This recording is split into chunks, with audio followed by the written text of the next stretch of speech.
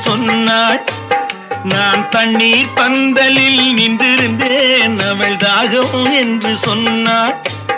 நான் தன்னன் தனியாய் நின்றிருந்தேன், அவள் மோகம் என்று சொன்னாள். நான் தன்னன் தனியாய் நின்றிருந்தேன், அவள் மோகம் என்று சொன்னாள். நான் தண்ணீர் பந்தலில் நின்றிருந்தேன், அவள் தாகம் என்று சொன்னாள்.